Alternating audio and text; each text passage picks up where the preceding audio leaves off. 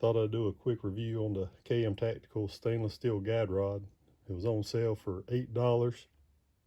Um, it's a good guide rod, recoil spring assembly, so long as you make some improvements to it, in my opinion. The guide rod itself, diameter measured 250 thousandths. The washer on the end measured 254 thousandths, so it slides easily up and down the guide rod without binding. The flat wire spring is a ISMI type. I don't know that it is that brand spring, but it's a flat wire recoil spring. One end of the spring measures 247 thousandths. The other end of the spring measures 252 thousandths. An issue I found, the way it come assembled on this pair, was the small diameter on the spring is on the end of the guide rod that moves. So you see here, like it binds up. The spring is binding on the guide rod. Yeah, that's no bueno. So that was the way. This one I have not touched. That's the way it come from KM Tactical. That's the way this one was on the guide rod. So flip it around.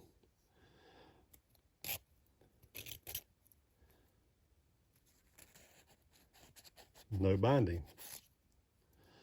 Also, this screw here, see if I can get the guide rod back off. Let's see. I have to push it off because, well, you're getting the spring diameter. This piece here is just a screw that screws into this end of the guide rod. It was not torqued tight at all. I've already cleaned the threads with some brake clean, and I used a little bit of the orange thread locker, put on the screw, already installed back into it.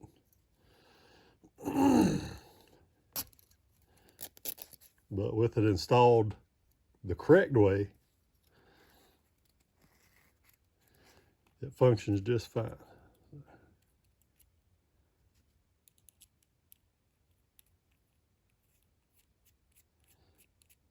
I'll put a little more torque on this, but just see how it is. It functions correctly instead of the way you receive it not functioning correctly. KM Tactical describes this spring as similar in resistance to an OEM spring, approximately 17 pounds. And I found at near fully compressed, it is approximately the 17 pounds. So just for reference, just with the spring slightly compressed, it's almost 7 pounds, just at the slightest compressed mark. And just off fully compressed, so there's fully compressed, here's just off of fully compressed, this round 16 some, almost 17. I'd call it 16 and a half. So it is approximately 17 pounds. Now, that was with the spring assembly that I'd changed. This is the one that, in my opinion, the spring is on backwards. So it is binding on the recoil rod, or guide rod. Let's see. Let's change this to peak.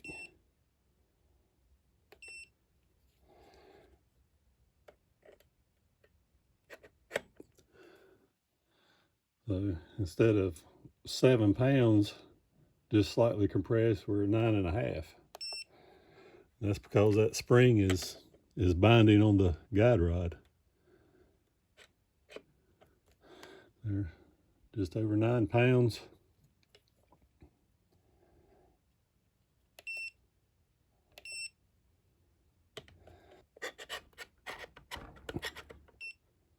Okay, here's just all fully compressed. So the same weight, you know, probably 16 some pounds, 16 and a half maybe. But with the resistance, because there's an interference fit between the spring and the guide rod, you're going to get more than 17 pounds maximum. There's 21 and a half, and I didn't reach full compression. So if any of you are having issues with your firearm cycling and you just happen to run across this video because you'd bought a KM Tactical guide rod and recoil spring assembly, pull it apart and see if the spring's on backwards, because it very well may be.